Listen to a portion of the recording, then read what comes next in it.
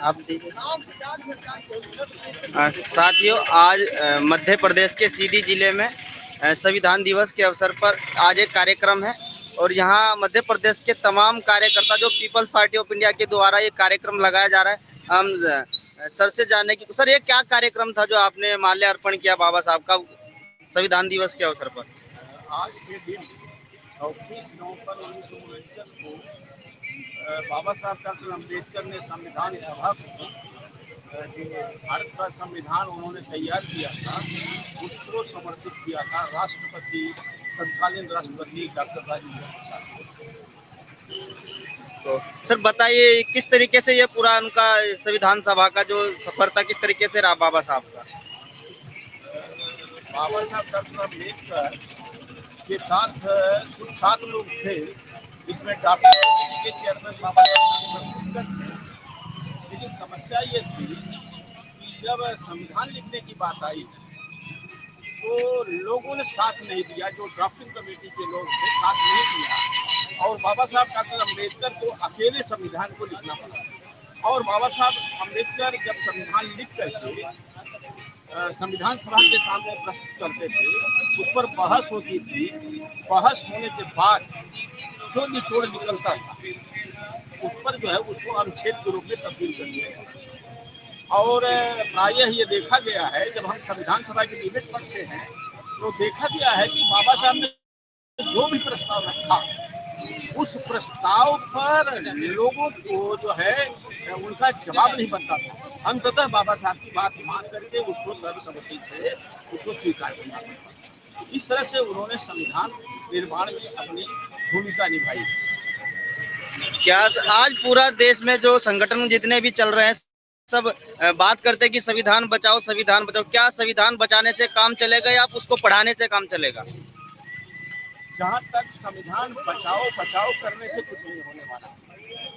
मामला है संविधान को लागू कैसे हो, क्योंकि ये जो संविधान है इसमें लोकतंत्र है, और जिस लोकतंत्र के माध्यम से इस देश के लोगों को धन, धरती और राजपाट में हिस्सा मिलना चाहिए, जिनके हाथ में सत्ता गई उन्होंने कोई भी ऐसा काम नहीं किया जो संवैधानिक व्यवस्था थी। इसलिए आज जरूरत है इस देश के उस वर्ग को जिनको हक अधिकार नहीं मिला, इस देश का शोषित, इस प्रकार का पीड़ित, इस देश का मूल निवासी जो हक अधिकार से आज ही वंचित है देश के संविधान लागू होने के बाद भी। तो ऐसी स्थिति में जन आंदोलन की जरूरत है, और इस संविधान को लागू करने के लिए जनता को जागृत करना जरूरी है। जब तक जनता, आम जनता देश की जागृत नहीं होगी, हम उस संविधान की सुरक्षा नहीं कर पाएंगे।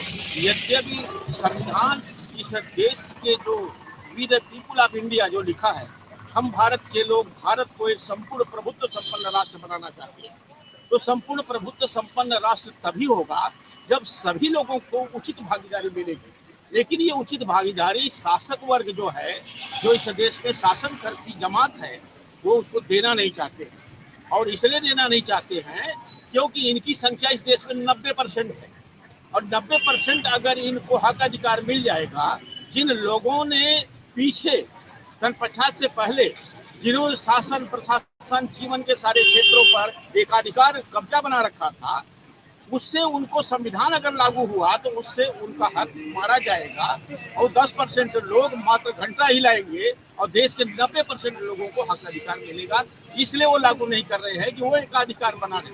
लेकिन इस देश में अगर हम चाहते हैं कि देश में अपने लोगों का, यानी इस देश के मूल निवासियों का भला हो, तो इस देश में मूल निवासियों का राज होना चाहिए, मूल निवासियों के द्वारा होना चाहिए और मूल निवासियों के लिए होना चाहिए। तो आपकी पार्टी की क्या भूमिका रहेगी इस कार्यक्रम में? हमारी पार्टी संविधान सम्मत है। क्यों? We the people of India. किसके लिए काम करेगी? We the people of India. हमारी पार्टी का नाम है पीपुल्स पार्टी ऑफ इंडिया। ऐसी पार्टी कोई भारत में कोई नहीं है। People's party of India, we the people of India के लिए काम करेगी। लेकिन आज सारी पार्टियां संविधान दिवस मना रही है और एक और बीजेपी हिंदू राष्ट्र की बात करती है। ये क्या, इससे क्या समझते हैं सर आप? जहां तक हिंदू राष्ट्र की बात है, ये देश धर्मनिरपेक्ष राष्ट्र है। संविधान की प्रस्तावना में भारत धर्मनिरपेक्ष राष्ट्र है। इसका मतलब जो शासन वर्ग है उसका धर्म, उसका कोई धर्म नहीं होगा, उसका धर्म होगा। उसका धर्म क्या होगा?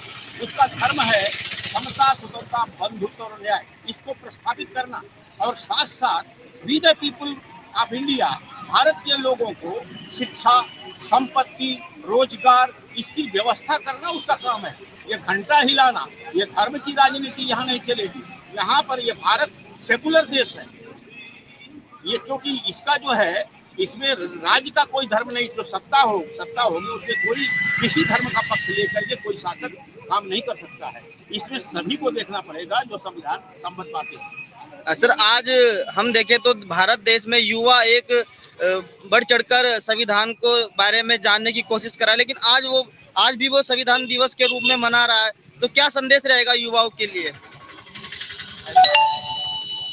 युवा जैसे मिसाइल होती है तो मिसाइल गाइडेड होती है और गाइडेड होने के कारण वो लक्ष्य पर वार करती है। लेकिन हमारे देश का युवा मिसगाइड है और जो मिसगाइड होता है वो कहीं चला जाता है।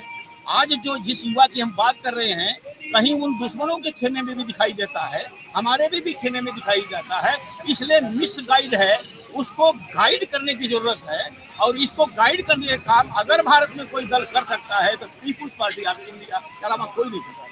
तो सर, जो आपका कल का कार्यक्रम है, क्या कार्यक्रम है कल का आपका सीधी में?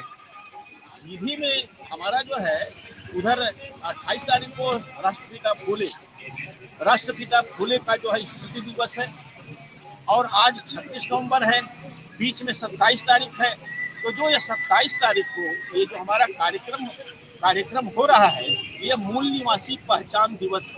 हम इस देश के मूल निवासी हैं। हमारी आइडेंटिटी, हमारी इस देश का जो SC, ST, OBC माइनॉरिटी है, इस देश का मूल निवासी है। और इसका DNA टेस्ट से भी रिपोर्ट आ चुकी है, वैज्ञानिक प्रमाण है, ऐतिहासिक प्रमाण है। इसलिए उस मूल निवासी दिवस को हम कल मनाएंगे 27 नवंबर 2022। तो क्या संदेश रहेगा सर आपका आखिर में संविधान दिवस के कोई उपलक्ष्य में?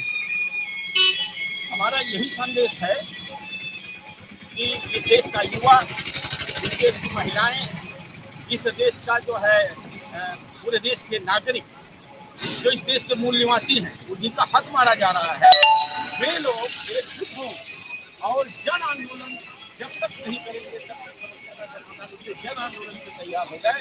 क्योंकि जिन लोगों के हाथ में सत्ता है वो हमें हक अधिकार नहीं देना चाहते हैं। इसलिए जन आंदोलन, ये मेरा संदेश है।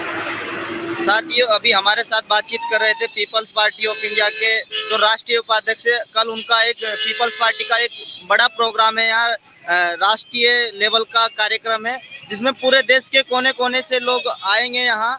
और अभी हम सीधा लाइव टेलीकास्ट मध्य प्रदेश के अंबेडकर चौक से आपको लाइव दिखा रहे हैं। और अभी हम आपको कुछ देर बाद फिर मिलेंगे लाइव। जय भीम, जय मूल निवासी। अभी तक के लिए धन्यवाद।